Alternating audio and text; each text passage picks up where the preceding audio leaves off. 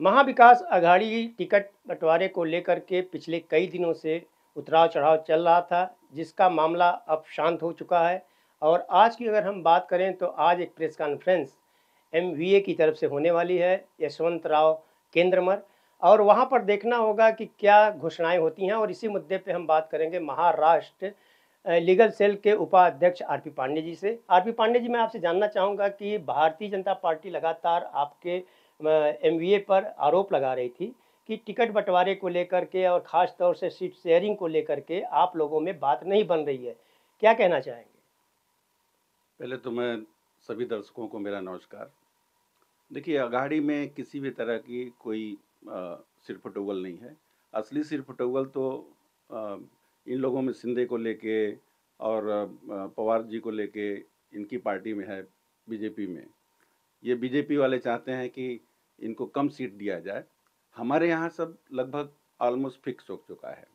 हमारे बड़े नेता जो हैं, नाना भाऊ हैं, ये लोग सब लोग बैठ के मीटिंग कर लिए हैं और 120 सीट का हमारा डिमांड है और हमको लगता है कि 120 सीट मिल जाएगी और हम बहुमत से जीत के आएंगे, बड़ी बुरी तरह से हराएंगे। मुझे जो जानकारी मिली है कि 110 से 115 सीट देने की बात कही जा रही है। क्या अगर 110 या 115 सीट कांग्रेस को दी जाती है, तो आप लोग उसका विरोध नहीं करेंगे?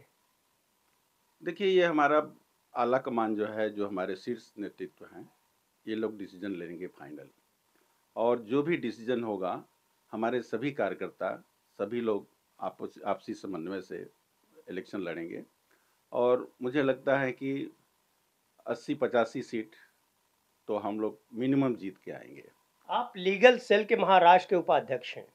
मैं कानूनी तौर पे जानना चाहता हूँ कि जो विधानसभा की जो बात की जा रही है कि 23 तारीख को इसकी मतगणना हो जाएगी, रिजल्ट आ जाएगा और 26 तारीख तक अगर सरकार नहीं बनती है, तो यहाँ पर राष्ट्रपति शासन लागू किया जाएगा। इस मामले में आपसे जानना चाहेंगे कि क्या प्रोसेस होता है? नहीं, देखिए, 26 तारीख के पहले तक सरकार बन जाना चाहिए। अगर नहीं बनी सरकार, तो राष्ट्रपति शासन लग सकता है। इसलिए इन लोगों ने इलेक्शन का तारीख फिक्स किया और 20 को इलेक्शन, 23 को मतगणना, ताकि 3 दिन समय दिया जाए सरकार बनाने के लिए। अगर 3 दिन में कोई सिरफुटौल हुई पार्टियों में, तो सरकार नहीं बन पाएगी और नहीं बनी तो फिर राष्ट्रपति शासन लग जाएगा। बहुमत में महाविकास अघाड़ी अगर नहीं आई या महायुति अगर नहीं आई, तो क्या लगता है आपको, क्या स्थिति होगी? कैसे महाराष्ट्र का जो राजनीतिक उथल-पुथल है, कहाँ जाएगा? बिल्कुल उथल-पुथल नहीं होगा, आप निश्चिंत रहिए। महाविकास अघाड़ी की सरकार बन रही है 100%, उसमें कोई दो राय नहीं है, क्योंकि जो इनकी सरकार है, इसमें भ्रष्टाचार इतना हुआ है, महंगाई है, बेरोजगारी है, गुंडागर्दी बढ़ी है, हत्याएं बढ़ी हैं। आप देखिए, लॉ एंड ऑर्डर कुछ भी नहीं है। लॉ ऑर्डर ऑर्डर के नाम पे मर्डर हो रहे हैं, मतलब बड़े बड़े लोगों के मर्डर हो रहे हैं। अभी आप बाबा सिद्दीकी देखिए, उनका कांड हो गया, उनको गोली मार दिया। यहाँ अंबरनाथ में गोली चली थी, पुलिस स्टेशन में चली थी। ये सब क्या है? इस सब से निजात पाना चाहती है महाराष्ट्र की जनता। हरियाणा की अगर बात करें, हरियाणा में भी वर्तमान समय में चुनाव हुआ। वहाँ पे आपके शीर्ष नेता राहुल गांधी की बात करें तो वह पूरे दावा कर रहे थे कि वहाँ पर वो चुनाव जीत जाएंगे। लेकिन वहाँ पे भारतीय जनता पार्टी ने सत्ता पे काबिज हो गई। उसी मुद्दे को लेकर के कहीं न कहीं महाविकास अघाड़ी में जो उद्धव यूबीटी शिवसेना है, वह कहीं न कहीं क्या कांग्रेस को दबाने की कोशिश कर रही थी, जो इतना समय लग गया टिकट से शेयरिंग में? नहीं, दबाने की कोशिश तो नहीं कर रही थी और हम दबने वाले भी नहीं हैं। कमज़ोर लोग दबते हैं। कांग्रेस पार्टी आज की तारीख में कमज़ोर नहीं रही और हमारा वोट बैंक रोज़ बढ़ रहा है। रोज़ लोग हमारी पार्टी ज्वाइन कर रहे हैं। जहाँ तक हरियाणा की बात है, हरियाणा में तो सभी को मालूम है कि बीजेपी ने खेला कर दिया। बीजेपी को ना तो कोई टीवी चैनल वाले बोल रहे थे कि आएगी, ना तो जनता बोल रही थी, ना तो महाराष्ट्र की जनता सोच रही थी। देश की जनता कोई सोच ही नहीं रही थी कि वहाँ बीजेपी सरकार बना लेगी। वहाँ उन लोगों ने खेला कर दिया।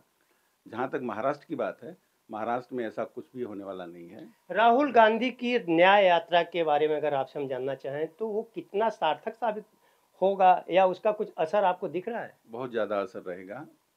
राहुल जी ने जो हज़ारों किलोमीटर की यात्रा की है, सद्भावना यात्रा की है, लोगों को जोड़ने का काम किया है, लोगों के बीच गए हैं, लोगों को समझने का काम किया है, लोगों को समझे, गरीबों को समझे, गरीबों की गरीबी को समझे, और लोगों ने इतना प्यार दिया उनको। उसके बाद हमारा देखिए नेता नेतृत्व तो बढ़ा है, हमारे पास सीटें बढ़ी हैं, हमारा आवाम बढ़ा है, हमारी जनता बढ़ी है। महाराष्ट्र के अध्यक्ष नाना पटोले की अगर हम बात करें तो उन्होंने साफ तौर पे कह दिया है कि 110 सीटें उन्हें चाहिए, लेकिन मुझे जो सूत्रों से जानकारी मिल रही है कि अब 105 सीट पर सहमति बनती हुई नजर आ रही है। लेकिन प्रेस कॉन्फ्रेंस पिछले 3 दिनों से घोषणा की जा रही है कि प्रेस कॉन्फ्रेंस दिल्ली में होने वाली थी, वो कैंसिल हो गई। फिर उसके बाद कहा गया कि कल एक प्रेस कॉन्फ्रेंस होगी ग्रांट हयात में, वो भी कैंसिल हो गई। आज 3 बजे प्रेस कॉन्फ्रेंस होने वाली थी यशवंतराव चौहान केंद्र पर, वो भी कैंसिल हो गई। अब रात को प्रेस कॉन्फ्रेंस होने वाली। आपको क्या लगता है प्रेस कॉन्फ्रेंस जो महाविकास अघाड़ी की ज्वाइंट होने वाली है उसमें इतनी देरी क्यों हो रही है? सहमति बनाने की बात है। देखिए, एक परिवार है, महाविकास अघाड़ी एक परिवार है, और इसमें मुख्य 3 भाई हैं, उद्धव जी, नाना पटोले जी कांग्रेस, और शरद पवार जी की राष्ट्रवादी कांग्रेस। ये तीनों लोग आपस में सहमति बना रहे हैं, और सहमति बन जाएगी पूरी तरह, उसमें कोई दो राय नहीं है कि सहमति न बने। और देर इसलिए हो रही है कि कोई एक नेता नहीं पहुंच पा रहा है, नहीं पहुंचने की उम्मीद है, इसलिए ये टल जा रहे हैं। नहीं तो प्रेस कॉन्फ्रेंस होगा, उसमें सारा क्लियर कर दिया जाएगा कितनी सीट किसको है, और सब ज्वाइंट ये देंगे प्रेस कॉन्फ्रेंस। उत्तर प्रदेश की बात करें तो 10 सीटें वहां पर उपचुनाव होने जा रहा है। 10 सीटों में से 2 सीट कांग्रेस को दी जा रही थी, लेकिन कांग्रेस ने उन दोनों सीटों को समाजवादी पार्टी को दे दिया और कहा ऐसा जा रहा है कि समाजवादी पार्टी को मनाने के लिए, यानी कि महाराष्ट्र में उन्हें कम सीट दिया जाए, कांग्रेस ज़्यादा सीट पर लड़े और उनको समर्थन दें। अभी तक 4 सीट समाजवादी को महाविकास अघाड़ी की तरफ से चिन्हित की गई है।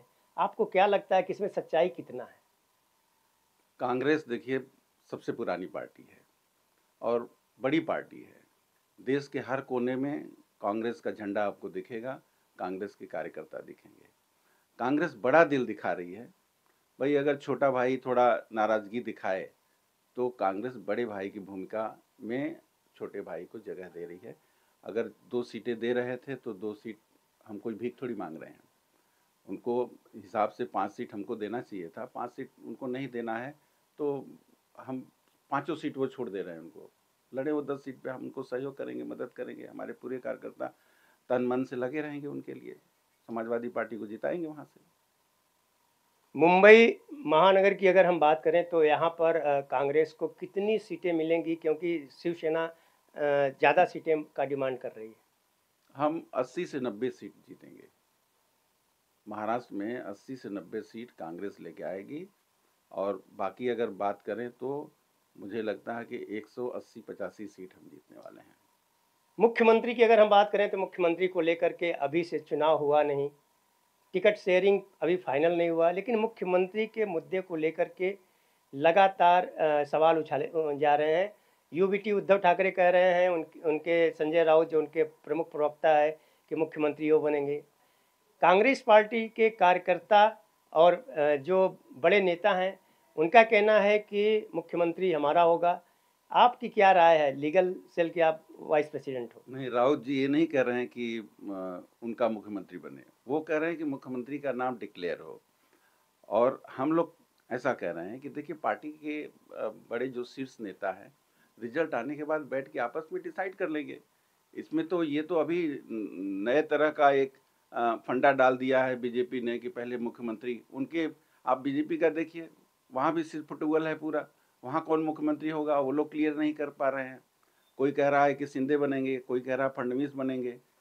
तो वहाँ तो वो लोग अपना डिक्लेयर करें पहले, हमसे तो बाद में पूछ लें, पहले अपना बताएं फिर हम बताते हैं। बीजेपी तो कह रही है कि जो ज़्यादा सीट लाएगी वही मुख्यमंत्री बनेगा, और भारतीय जनता पार्टी की अगर हम बात करें तो 155 या 156 पे वो लड़ने जा रही है।